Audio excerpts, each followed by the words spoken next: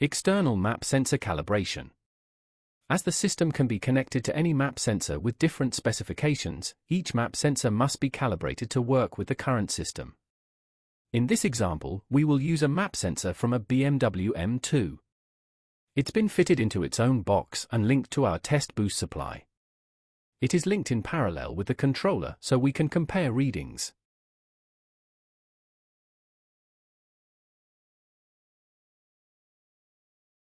Let's start the initial external map sensor setup process.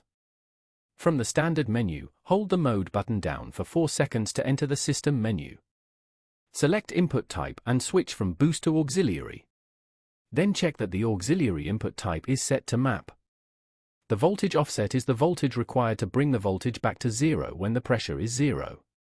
The boost offset is there if a boost value must be increased or decreased across the entire range. This is rarely required. The gain is the PSI per volt. The voltage and boost offset will be set to 0 and the gain to start with we will set to 5 PSI per volt.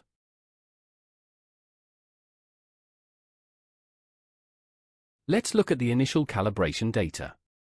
Scroll down and select Calibrate.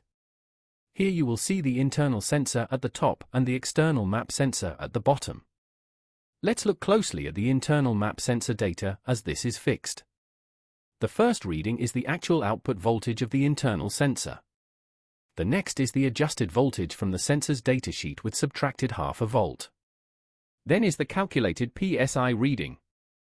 The external map sensor has the same values: output voltage, adjusted voltage and calculated PSI. As you can see, there is no adjusted voltage, and because of this, with the gain of 5 PSI per volt, we are generating just under 10 PSI, which is obviously wrong as we have no boost pressure according to the internal sensor. Let's adjust the voltage to bring the internal and external map sensors into alignment. Come out of the Calibrate screen, head up to, and select Auxiliary Voltage Offset. Let's set this to 2 volts, as this was roughly how far off the voltage was from 0. Let's head back to the Calibrate screen and see what's changed. Now the PSI value is close to 0, which is what we would expect. Let's add some boost pressure to see how they react. As you can see, when comparing the boost values, they are not quite correct. Let's hover around the 10 PSI value of the internal sensor and see how far out the external sensor is. At a rough estimate, it appears to be about 3 PSI below the internal sensor. In this case, we need to add a gain of 3 to our current value of 5, making it 8. Let's increase the gain and try again.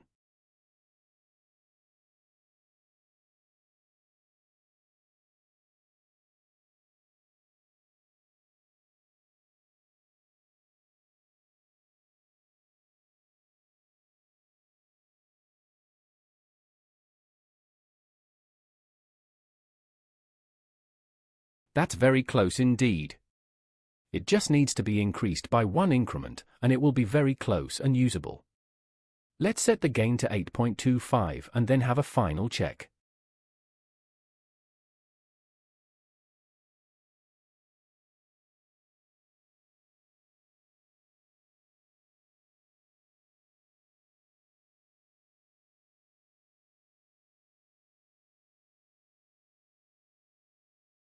That is close enough for us to use within the system. You can see that as per normal sensors, the voltage tops out just after 4.5 volts.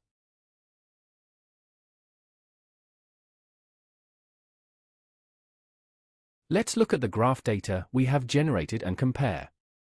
Here is the graph of voltage against PSI for the internal sensor. And here is the graph for the BMW M2 map sensor. Note that the sensor will report vacuum when below 2 volts. Hence why the BMW M2 2.5 bar map sensor only has a usable boost range of 1.5 bar, 21 PSI under normal conditions.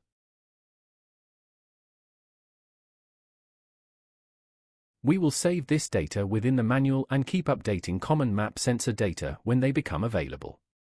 Please feel free to send us any map calibration data so we can add it to the list and help the community. We hope you found this tutorial interesting. If you have any questions or suggestions, please don't hesitate to comment and let us know.